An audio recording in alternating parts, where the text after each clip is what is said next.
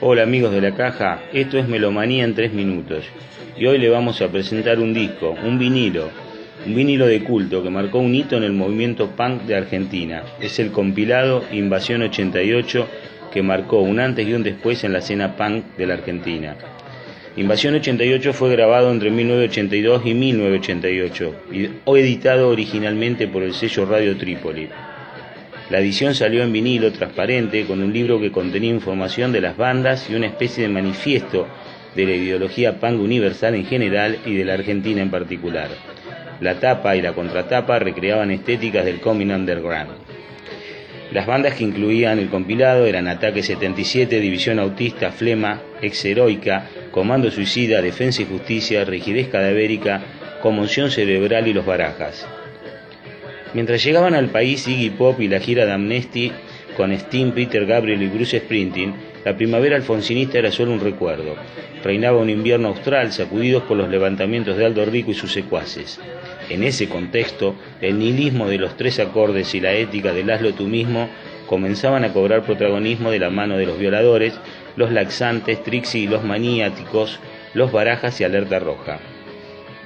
Si hoy, pleno 88, existe o no el punk, me parece que es un tema para la historia del rock, una discusión profundamente pelotuda.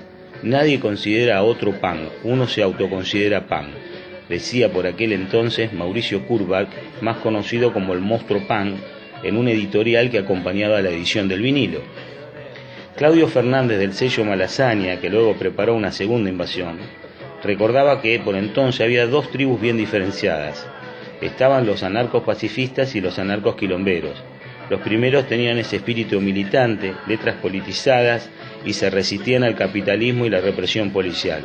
Los otros pensaban que todo eso era muy cansador, había que leer, algo muy difícil cuando uno está escabiado o lleno de pastillas.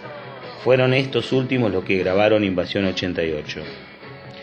Invasión 88 manifestó una contradicción y es aquí donde yo encuentro algo interesante en retrospectiva. La idea del compilado era derrumbar la construcción que catalogaba el punk local como descontrol, ruido y bardo sumado a bandas que pisaban fuerte de principios de la década, y a su vez el disco era la expresión de un costado de la cultura juvenil contestatario y crítico, pero el más revoltoso.